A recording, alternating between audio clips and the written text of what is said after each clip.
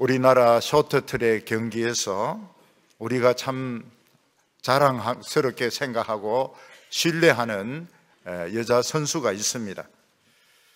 그 여자 선수는 키도 크고 얼굴에 여드름도 나 있고 그런데 참 믿음직스럽습니다.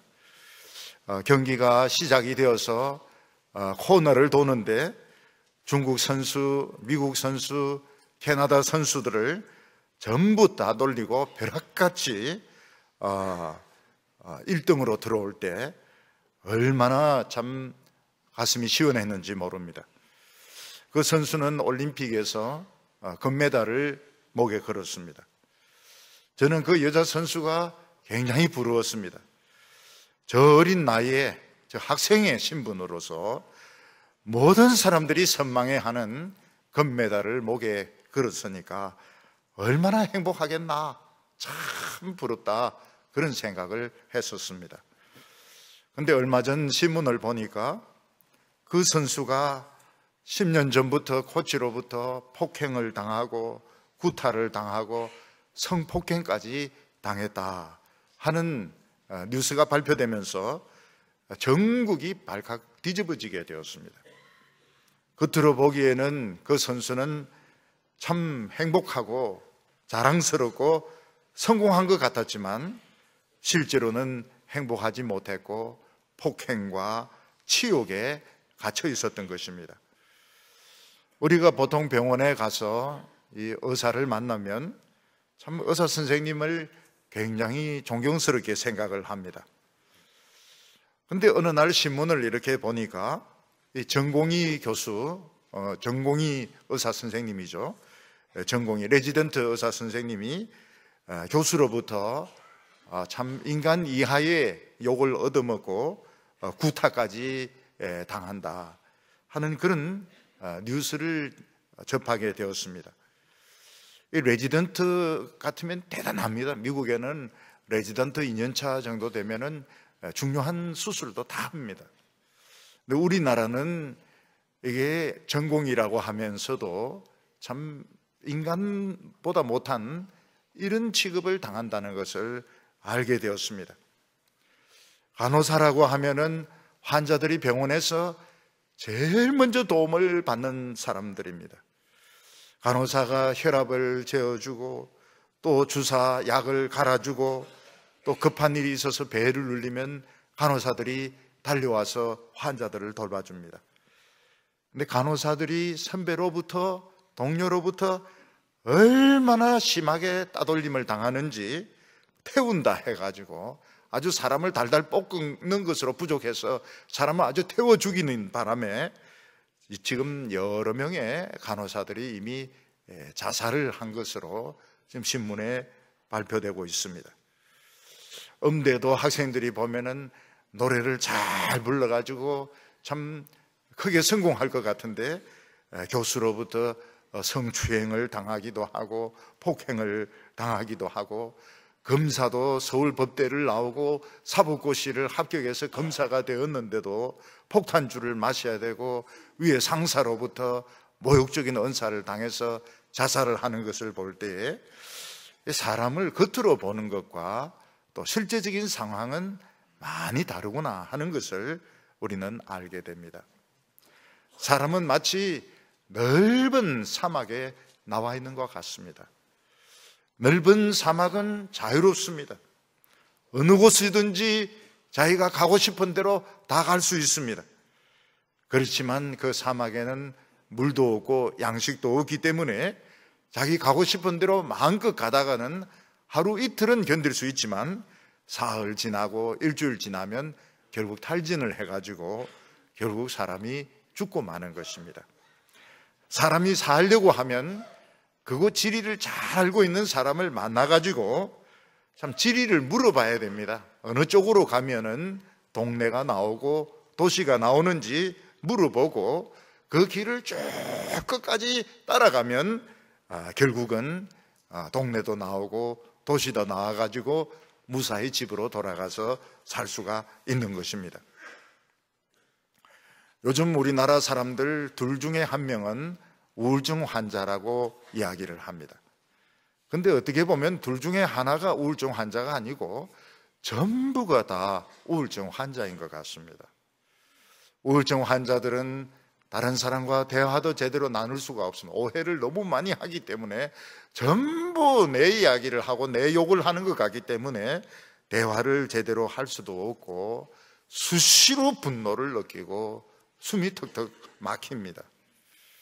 그리고 가끔씩 정말 살고 싶지 않고 더 이상 살아야 될 이유가 없을 때가 많습니다.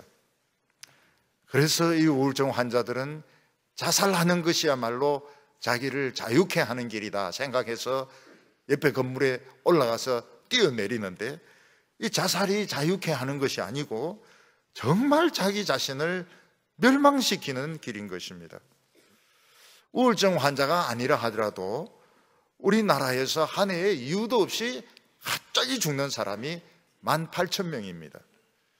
이걸 돌연사라고 하는데, 돌연사는 갑자기 심장이 딱 정지가 되면서 빨리 이 심장을 뛰게 하지 않으면 결국 죽는 것을 말하는데, 그렇게 해서 죽는 사람이 18,000명입니다. 교통사고로 해서 죽는 사람의 3배가 이유도 없이 그냥 갑자기 죽습니다. 그 원인은 결국은 스트레스고 그 원인은 결국 마음의 상처인 것을 알 수가 있습니다. 우리가 이런 것을 보면 세계 최고의 스케이트 쇼트트랙 선수도, 전직 대통령도, 음악가도, 사업가도, 고등학생도, 중학생도 우리는 자유롭지 못한 것을 알 수가 있습니다. 자기의 감정에 사로잡혀 있고 또 이 세상의 어떤 틀에 사로잡혀 가지고 정말 힘들게 살아가고 있는 것을 볼 수가 있습니다. 이 모든 것이 이야기하는 것이 무엇인가 하면, 어떤 한 사람이 태어나서 자라고 또 성인이 되고 늙어가고 결국 죽는다고 하는 이 인생이 얼마나 어렵고 얼마나 이것이 힘든 일인지 우리에게 말해주고 있는 것입니다. 어린 아기가 세상에서 태어나는 것도 쉽지가 않습니다. 어떤 경우에는 10시간, 어떤 경우는 10몇 시간 진통을 하면서 이 아이가 태어나게 됩니다. 이 아이가 자라려고 하면 참 힘듭니다. 넘어지기도 하고 뒹굴기도 하고 엄마 젖을 막 잘 안 나온다고 빡빡 울기도 하고, 그리고 청소년이 되면 막 공부도 하고 친구들인데 터지기도 하고 어른들인데 야단도 맞기도 하고, 30대가 되면은 벌써 늙어가기 시작하며 돈 번다고 돈에 찌들고 직장에 찌들어서 늙어가기 시작하고, 40대가 되면 말하기도 싫습니다. 여러분, 늙어가는 것도 얼마나 힘든지 몰라요. 늙는 것도 그냥 가만히 있으면 늙는 것 같은데 그게 아니더라고요. 한번 늙어보니까, 처음 늙어보니까 늙는 게 얼마나 힘든지 몰라요. 안 아픈 데가 없고 정말 늙는 게, 우리 어른들이 지금 말을 안 하고 지금 참고 있어서 그렇지 늙는 게 너무 힘들어요. 죽는 거는 더 힘듭니다. 빨리 탁 죽으면 좋았는데 빨리 죽지도 안 하고 말이죠. 여기 호수 꽂고 여기 주사 꽂고 막 이러면서 막 버티다가 결국은 죽어야 되는데, 인생이 태어나서 자라고 또 돈 벌고 그리고 늙고 죽는 게 얼마나 어려운 일인지 모릅니다. 우리 인생을 그냥 돈이나 좀 벌고 공부나 좀 하고 이렇게 간단하게 생각하는 사람은 진짜 인생을 모르는 겁니다. 사람이 태어나서 자라고 죽는 것이 얼마나 어려운 문제인지 모릅니다. 그래서 우리는 내가 지금까지 어떻게 살아왔으며 또 앞으로 내가 어떻게 살아갈 것인지 우리는 스스로에게 아주 심각한 질문을 던져봐야 됩니다. 구약 성경에 보면 아브라함의 부인 사라에게 여종이 있었는데 아이를 못 낳으니까 첩으로 받아들여가지고 임신을 했습니다. 임신하고 나니까 이 건방지게 자꾸 여주인에게 지가 주인 행세하고 이러니까 좀 싫은 소리 하고 이러니까 가출해서 도망을 가버렸습니다. 임신한 여자가 도망을 가면 어디로 도망가겠습니까? 물이 다 떨어져서 지금 막 탈진해서 죽으려고 하는데 천사가 나타나서 사라의 여종 하가라, 네가 지금까지 어떻게 살아왔으며 네가 어디서 왔으며 어디로 가느냐고 물어보았습니다. 그랬더니 하갈이 여주인이 나를 학대하기 때문에 내가 도망을 쳐서 여기까지 오긴 왔는데 지금 대책이 없습니다. 지금 막 목도 마르고 지금 어디로 가야 될지 모르겠습니다. 대책이 없습니다. 그때 천사가 돌아가라고 이야기합니다. 여기 있는 물 마시고 돌아가라고. 오늘 이 질문은 하나님이 우리 모두에게 하시는 질문입니다. 어떤 사장에게 묻습니다. 너는 지금까지 어떻게 해서 사업을 발전시켰으며 어떻게 살아왔으며 앞으로 어떻게 갈래? 지금까지 살아온 거는 이야기는 하겠는데 앞으로 살아갈 것에 대해서는 아무것도 모릅니다. 어떤 교수야, 너는 지금까지 어떻게 살아왔고 앞으로 어떻게 살아갈래? 대학교 졸업하고 박사 논문 쓰고 이런 거는 이제 이야기할 수 있겠는데 앞으로 어떻게 살아가야 될지는 우리는 대책이 없는 것입니다. 오늘 예수님은 모든 사람들에게 묻습니다. 누구야? 너가 어디서 왔으며 어디로 가느냐? 어디서 온 줄은 알겠어요. 의성에서도 왔고 안동에서도 왔고 장성에서도 왔고 여러 군데서도 부산에서도 오고 여러 군데서도 왔습니다. 근데 앞으로 얼마나 살지 어디로 가야 될지 우리는 미래에 대해서는 아무것도 모르는 것입니다. 우리는 참 자유로운 것 같고 내 마음대로 모든 것을 다 할 수 있는 것 같지만 실제로는 우리는 과거에 매여 있고 돈에 매여 있고 다른 사람의 눈에 매여 있고 우리는 아무것도 못하는 이런 상태에 꽉 매여 있는 것입니다. 오늘 첫 번째로 예수님께서는 진리가 너희를 자유케 하리라 이렇게 말씀을 하셨습니다. 예수님 시대에 예수님의 말씀을 듣고 참 예수님을 따라다니는 사람들이 많이 있었습니다. 만약 다른 사람들이 그 사람들에게 물어보면 당신은 요즘 누구의 가르침을 받고 있어? 누구의 설교를 듣고 있어? 누구의 제자요? 이렇게 물어보면 나는 예수의 제자요, 예수의 가르침을 받고 있어요, 이러면서 대답을 할 것입니다. 근데 이 사람들은 예수님이 자신들의 마음을 꿰뚫고 보고 있는 것을 모르고 있었습니다. 이들이 예수님의 설교를 들으니까 신선합니다. 진부하지가 않아요. 그리고 새롭습니다. 그래서 이 사람들이 예수님의 설교를 가지고 듣고 도전을 받고 있는데 계속 있을 생각은 없어요. 왜냐하면 예수님은 너무 가난하기 때문에, 돈이나 현실을 무시하기 때문에 이런 도전을 받고 또 돈 벌러 또 가고 또 다른 선생님한테 가서 배울 생각을 가지고 있습니다. 그래서 예수님은 유대인들에게 이렇게 말씀하셨습니다. 31절과 32절 보면, 그러므로 예수께서 자기를 믿은 유대인들에게 이르시되 너희가 내 말에 거하면 참으로 내 제자가 되고 진리를 알지니 진리가 너희를 자유케 하리라. 너희가 내 말에 거하면, 여기 거한다고 하는 것은 예수님의 말씀을 계속 따라가는 것을 말하는, continue, 계속 따라가는 것을 말하는 것입니다. 너희가 잠깐 재미있는 예화나 듣고 재미있는 말씀만 듣고 그리고 또 세상으로 간다면 너희들은 아무 소용이 없고, 계속 내 말에 거하면 너희가 진리를 알게 될 텐데 진리가 너희를 자유케 할 것이라고 말씀하셨습니다. 예수님은 이 자유라는 말씀을 통해서 모든 인간들은 지금 들판에서 방황하고 있으며 동굴에서 지금 입구를 못 찾아가지고 출구를 못 찾아서 헤매고 있는 것을 말씀하고 있는 것입니다. 만약 광야에서 길을 찾지 못하면 점점 길이 없는 험악한 곳으로 가가지고 낭떠러지에 떨어지든지 독사인데 물려서 죽든지, 안 그러면 탈진해서 죽을 것입니다. 그리고 동굴 속에서 출구를 찾지 못하면 계속 이 구멍으로 갔다가 저 구멍으로 갔다가 막 돌아다니다가 나중에는 동굴에서 지쳐서 죽어서 해골이 될 것입니다. 예수님은 지금 예수님의 말씀을 듣고 참 신선해, 참 좋은 도전이야, 좋은 말씀이라고 그러면서 마음속으로는 돈이나 실컷 벌고 이 세상에서 성공하려고 마음먹고 있는 제자들에게 너희들은 내 말씀 속에 계속 있어야 된다. continue.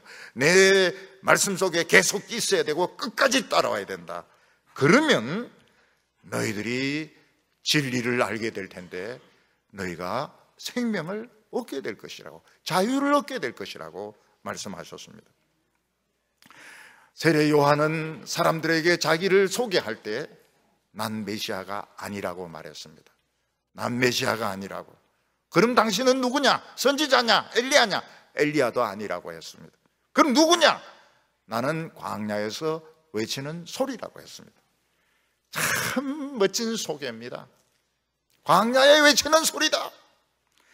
지금 수천 명, 수만 명이 광야에서 무리를 지어서 길을 찾아서 막 헤매고 있는데 세례 요한은 어떤, 이 길로 가시오. 이 길로 가면은 길이 나옵니다. 여러분 모두 살 수 있습니다. 광야에서 길을 가르쳐주는 소리였던 것입니다. 근데 세례 요한은 사람들에게 길을 가르쳐주는데 북쪽으로 갔어요. 그럼 나무가 하나 나올 텐데 돌아가지고 왼쪽으로 빠지면은 이 광야에서 나갈 수 있습니다. 이렇게 가르쳐준 것이 아니고 예수님을 지목하면서 세상 죄를 지고 가는 하나님의 어린 양이다. 예수님을 따라가면 살 수 있다고 가르쳐 주었던 것입니다. 너희가 진리를 알지니 진리가 너희를 자유케 하리라. 사람들은 진리라는 말을 많이 쓰고 있습니다. 공부하는 사람들은 학문적인 진리를 이야기합니다. 신학을 전공한 사람들은 신학적인 진리라고 이야기합니다. 철학을 전공한 사람들은 철학적인 진리라고 이야기합니다. 이런 진리들은 너무 어려워서 무슨 말인지 알 수가 없어요. 철학적인 진리라든지 신학적인 진리라든지 이 학문적인 진리라든지 무슨 말인지 알 수가 없어요. 너무너무 어렵습니다. 여러분, 진리는 굉장히 쉬운 겁니다. 진리는 이렇게 어렵지가 않아요. 진리는 뭡니까? 사람을 살리는 것이 진리입니다. 자살하려고 하는 사람이 있으면 안 죽도록 하는 것이 진리입니다. 사람을 살리는 것이 진리고, 과거를 이기고 새롭게 살 수 있는 용기를 주는 것이 진리인 것이지, 옳고 틀리고 무엇이 옳고 틀리고 개연성이 어떠느니 막 따지는 것은 이건 진리가 아닌 겁니다. 이건 복잡해요. 복잡하고 이건 진리가 아닌 겁니다. 진리는 간단합니다. 여러분, 과거에 성폭행을 당했던 여성들 같으면 이거 말을 못하고 한평생 이걸 가슴에 움켜쥐고 사는데 행복하지가 않습니다. 이 여인에게 필요한 것은 이걸 이제 폭발을 시켜버리는 것입니다. 폭발을 시킨다고 해서 행복하겠습니까? 없었던 일이면 얼마나 좋겠습니까? 그런 일이 없었더라면, 이런 일이 아예 없었더라면 지워져 버리면 얼마나 좋겠습니까? 진리는 과거를 지웁니다. 진리는 과거를 세탁하는 것이 아니고 없었던 일로 더 아름다웠던 것으로 만들고 미래의 세계를 만들어줍니다. 이게 진리인 것입니다. 진리는 무엇이 옳고 무엇이 틀리고 복잡하게 막 따지다가 아이고 골치가 아프네, 그게 진리가 아닙니다. 진리는 간단한 겁니다. 죽으려고 하는 사람은 살리는 것이 진리고, 과거를 해결해 주는 것이 진리고, 미래를 해결해 열어주는 것이 진리인 것입니다. 예수님께서는 너희들이 내 말에 거하면, 너희들이 내 말에 계속 따라오면 진리를 알게 될 텐데 진리가 너희를 자유케 할 거라고 말했습니다. 어떻게 예수님의 말씀 속을 계속 따라가면 진리를 알게 됩니까? 예수님의 말씀 속에 천국의 진액이 들어있기 때문에 그렇습니다. 천국의 진액이 들어있어 가지고 과거를 치료를 해버립니다. 과거를 없애버립니다. 과거를 더 아름답게 만들어버립니다. 과거가 비참했기 때문에, 학대를 당했기 때문에, 과거에 고통이 있었기 때문에 더 아름다울 수가 있는 것입니다. 예수님은 세상과 예수님 사이에 양다리를 걸치지 말라고 말했습니다. 지금 유대인들처럼 양다리를 걸치고 적당하게 예수님으로부터 좋은, 기독교로부터 좋은 교훈을 받고 그리고 세상에선 성공하고 그러면 어떻게 됩니까? 진액이 새버립니다. 진액이 새버려가지고 과거는 과거대로 있고 미래는 미래대로 있고 결국 이 사람은 죽도 밥도 안 되는 것입니다. 길을 못 찾는 것입니다. 우리가 그냥 아예 예수님 앞에 그냥 보따리 싸가지고 와가지고 보따리 싸가 와가지고 계속 주님의 말씀을 따라가면 천국의 진액이 막 들어오는데 과거가 치유가 됩니다. 과거가 치유가 되고 아름다워지고 미래는 바뀌게 됩니다. 이게 자유를 얻는 것이라고 예수님은 말씀하셨습니다. 오늘 두 번째로 예수님은 모든 인간은 죄의 종이라고 말씀하셨습니다. 34절 말씀을 보면 예수께서 대답하시되 진실로 진실로 너희에게 이르노니 죄를 범하는 자마다 죄의 종이라. 죄를 범하는 자마다 죄의 종이라. 이 말이 무슨 말인가 하면 인간은 죄와 굉장한 접착력을 가지고 있어서 죄와 한번 닿기만 하면 딱 붙어서 떨어지지 않는다는 것입니다. 어떤 사람이 살인죄를 저지르면 살인죄와 이 사람은 딱 접착이 돼서 절대로 떨어지지 않습니다. 그래서 경찰에서나 감옥에서는 이 사람을 살인자라고 이야기를 하고 살인자로서 절대로 이 사람을 풀어주지 않습니다. 왜냐하면 살인죄를 지었기 때문에. 어떤 사람이 사기를 치면 사기죄와 이 사람은 딱 붙어버려가지고 이 사람은 사기범입니다. 경찰에서도 사기범이라고 하고 감옥에서도 사기범이라고 하고 이게 사기와 이 사람을 뗄 수가 없게 되는 것입니다. 그래서 어디서 경찰에 감옥에서 어디 옮길 때도 수갑을 채우고 어떤 데는 뭐 발에도 쇠사슬을 채우고 뭐 줄로 묶기도 하고 그러면서 도망 못 가도록 잡아놓습니다. 우리 인간은 강력 접착제입니다. 전에는 이 화학 본드가 있었는데 요즘은 순간 접착제가 있습니다. 딱 붙으면 이건 절대로 떨어지지 않습니다. 죄와 인간은 친화력이 있어가지고 딱 붙으면 절대로 떨어지지 않습니다. 돈도 안 떨어지고 욕심도 안 떨어지고 모든 것이 안 떨어집니다. 전에 어떤 분이 좋은 대학을 졸업을 했습니다.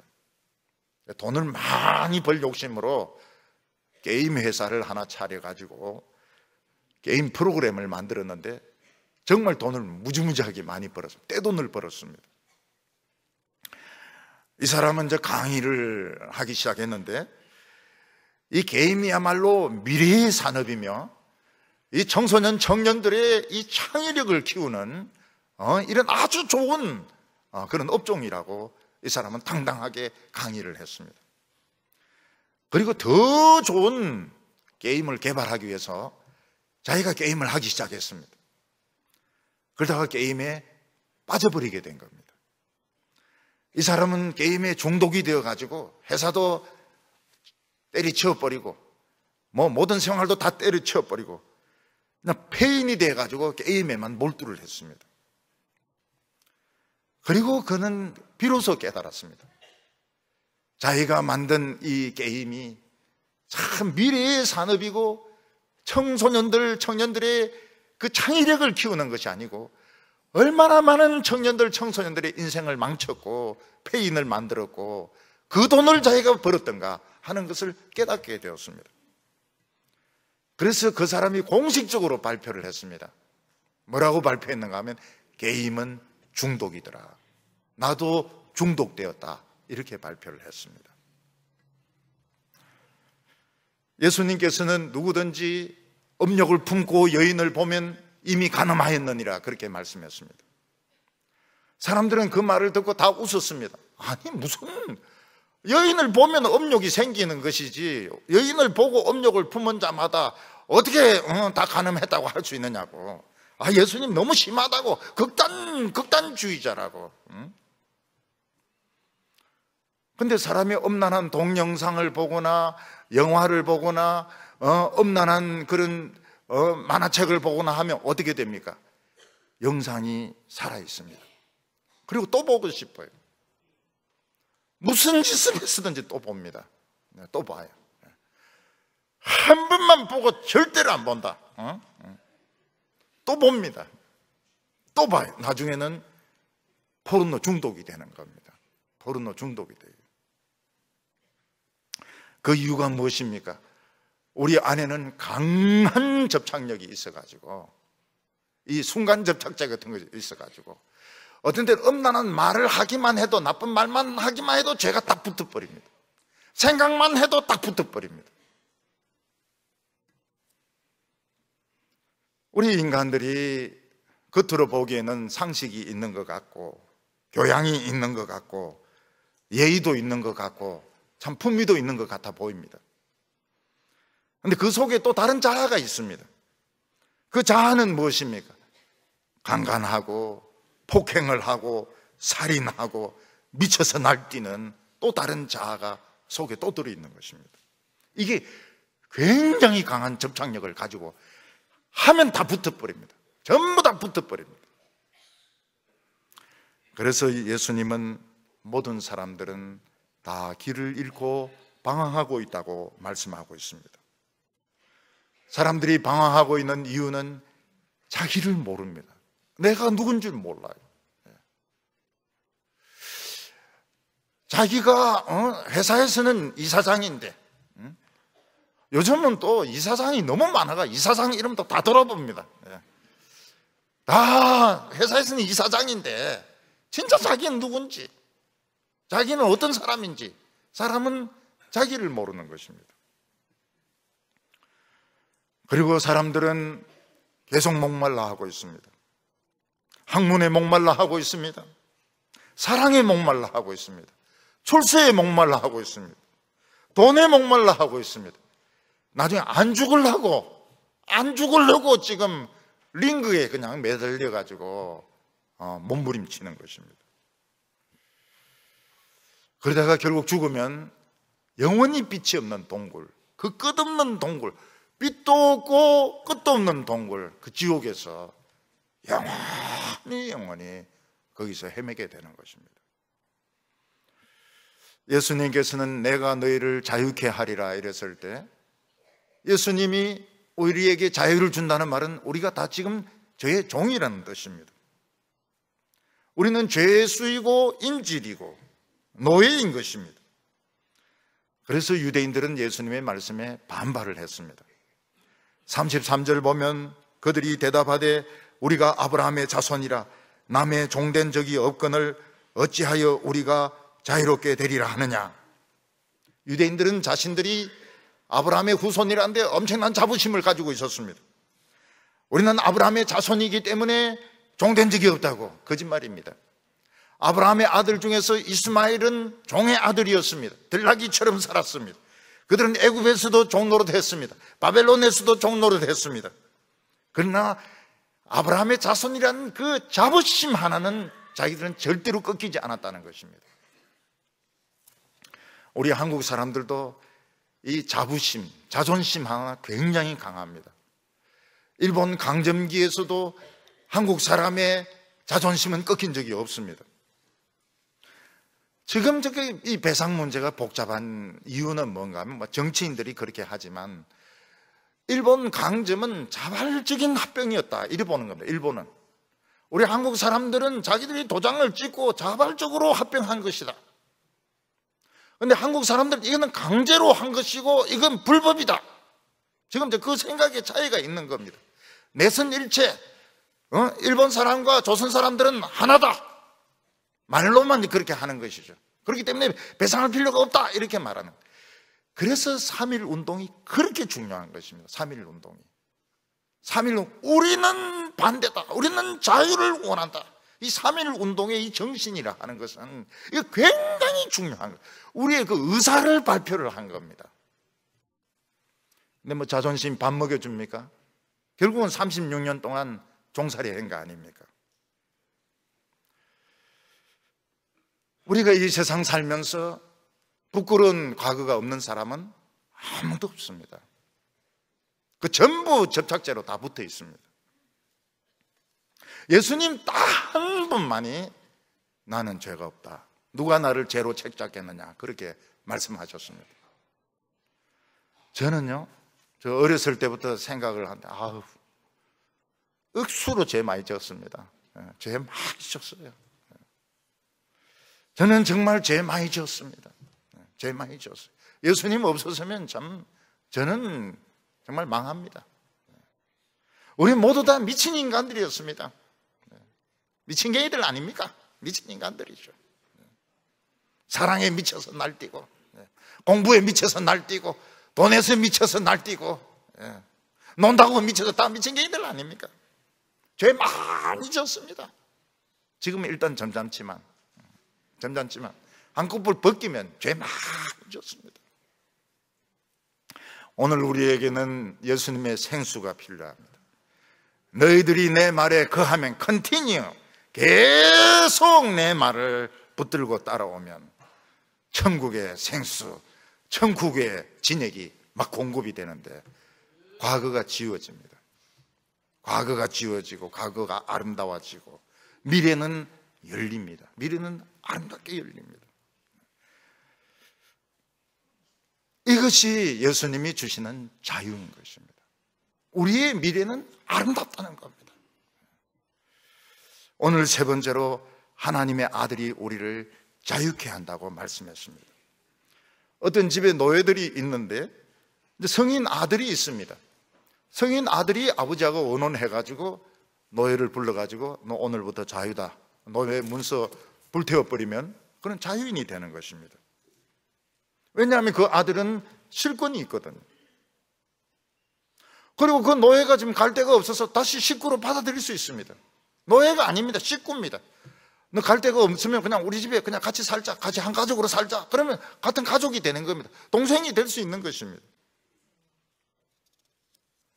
36절과 37절 보면 종은 영원히 집에 거하지 못하되 아들은 영원히 거하나니 그러므로 아들이 너희를 자유롭게 하면 너희가 참으로 자유로우리라.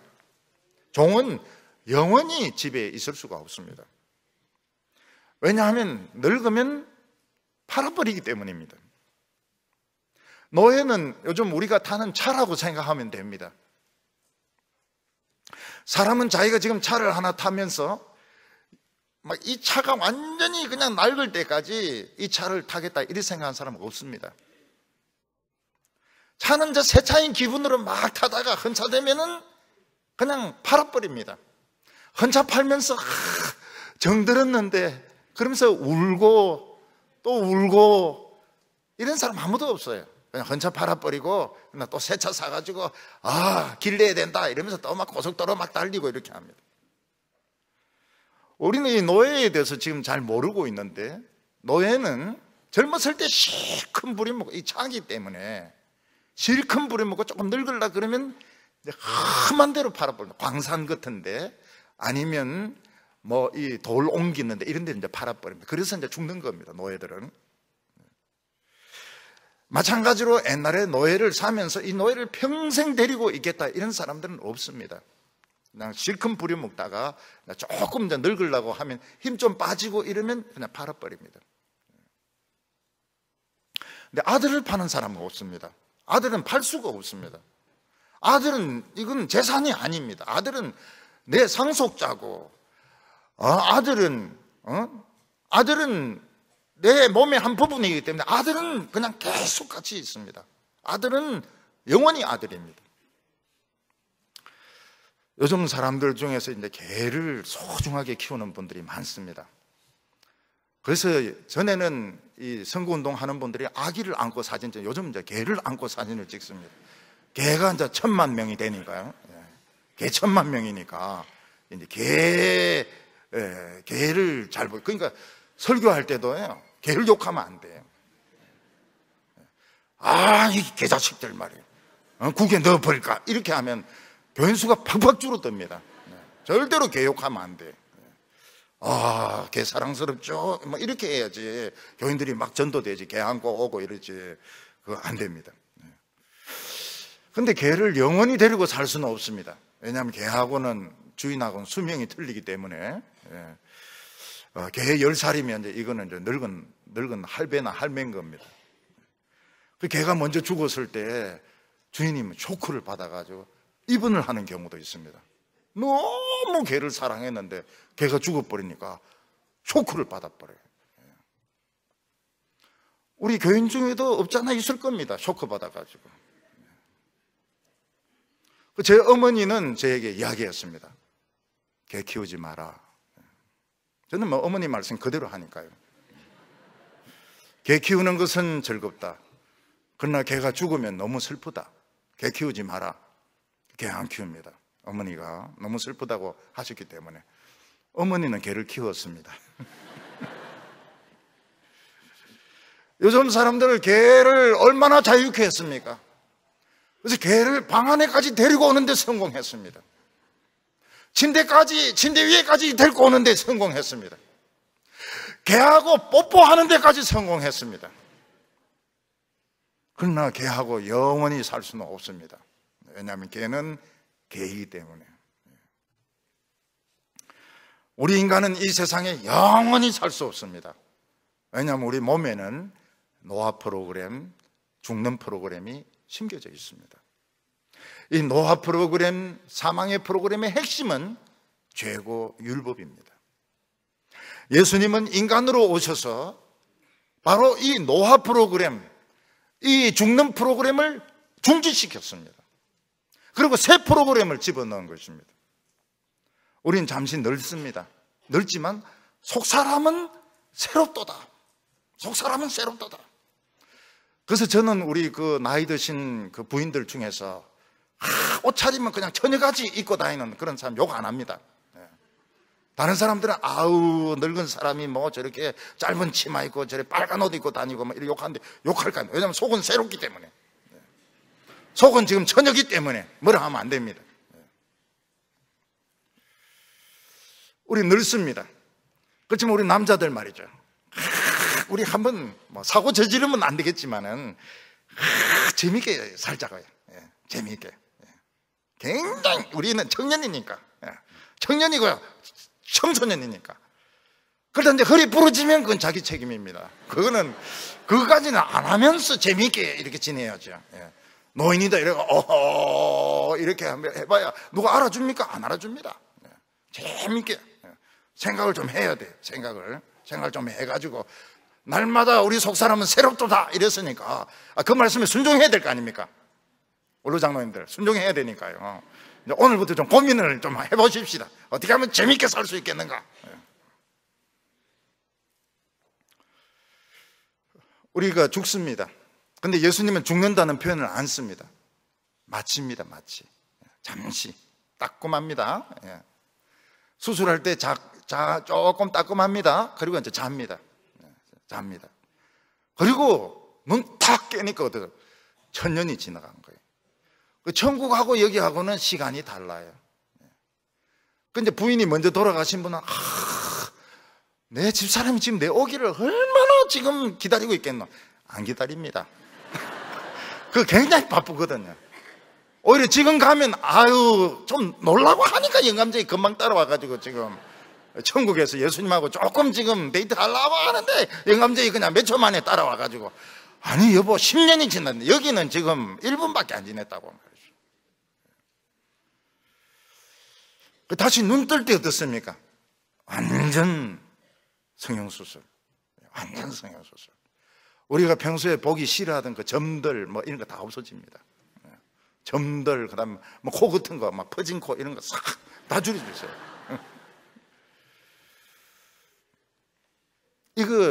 이게 자유입니다, 자유. 참, 천국은 삼삼하죠. 예수 믿는 사람들은 하나님의 아들로 입양이 되었습니다. 이 세상에서 지금 우리 신분은 하나님의 아들의 신분입니다. 자유롭습니다. 과거는 지워졌어요. 과거 가지고 이야기할 때 우리 딱 잡아 떼야 됩니다. 모른다고, 기억이 안 난다고, 딴 사람 이야기하는 것 같다고 딱 잡아 떼야 됩니다. 여러분, 과거 일이 안 일어난 것보다 더 멋있게 변합니다. 사람들은 과거를 막 세탁을 하잖아요. 학력을 세탁을 하고 난 돈 세탁한다길래 진짜 막 빠는 줄 알았습니다. 보니까 과거는 없어졌고 더 멋있어졌고 최고로 소중한 하나님의 아들, 신분을 얻은 겁니다. 하나님의 아들은 영원히 죽지 않습니다. 따끔할 뿐이죠. 따끔하게 잠깐 마치 그 성형수술을 하는 동안. 우리는 지금 돈으로부터 자유로워야 됩니다. 돈으로부터 자유로워서 팍팍 쓰고 이렇게 하지 마시고요. 그냥 쓰세요. 쓸 때 좀 쓰세요. 우리는 명예로부터도 자유로워야 됩니다. 우리는 다른 사람의 눈치나 인정으로부터 자유로워야 됩니다. 그건 다 이 세상에 속한 사람들입니다. 세상에 속한 사람들이고 노예들이 하는 것들입니다. 우리가 자유롭다고 해서 마음대로 내 하고 싶은 대로 사는 것은 그건 자유로운 것이 아니고 미친 것입니다. 우리는 죽음의 공포로부터 자유롭습니다. 우리 죽는 거 그렇게 무서운 거 아닙니다. 젊어서 죽는 거 불쌍한 거 아니에요. 오히려 좋아요. 그 젊은 모습으로 남아있으니까. 사진도 막 젊고 이쁘고 말이죠. 우리 병으로부터도 자유롭습니다. 병에 걸렸다 해서 막 그렇게 할 필요 없어요. 병은 내 동생 이러면서 그냥 데리고 사는 거예요.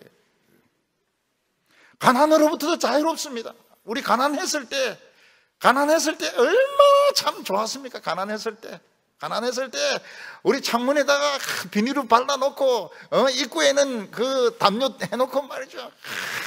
수제비 끓여 먹고 말이죠. 얼마나 그 연탄가스 먹고 막 헤매고 말이죠. 김치국물 막 들이키고 말이죠. 요즘 뭐 산소 호흡기 이런 게 어디 있습니까? 우리 산소 호흡기 필요 없어요. 우리 김치국물로 그냥 다 통하는 겁니다. 우리는 자유롭습니다. 매일 필요가 없어요. 지는 지 인생이고 나는 내 인생이고 쌍둥이끼리도 책임질 필요가 없습니다. 지는 지고 나는 나고. 자식들 지는 지고생 해야죠. 지고생. 지도 지 인생 살아야 될 거 아닙니까? 왜 부모가 그 인생을 대신 살아줍니까? 대신 살아줄 필요가 없어요. 돈 물리주고 그럴 필요가 없습니다. 우리도 팍팍 쓰고 그냥 먹고 놀고 이 세상 살지만 우리 천국 축복으로 행복하게 사는 우리 성도들 다 되시기 바랍니다. 기도드리겠습니다. 거룩하신 하나님 아버지, 오늘 이 시간 저희들에게 천국의 진액을 주셔서 우리 모든 과거가 아름다워지게 하여 주시고 우리를 잡아매고 있는 염려와 근심과 생각들 다 끊어지게 하여 주시고 우리 독수리의 날개를 달고 올라가게 하여 주시옵소서. 하나님을 향하여 올라가게 하여 주시옵소서. 우리의 인생이 행복한 인생이 되게 하여 주시옵소서. 우리 올해 2019년 우리 인생의 최고로 멋있는 최고로 아름다운 열매 맺는 한 해가 되게 하여 주시옵소서. 예수님의 이름으로 기도하옵나이다.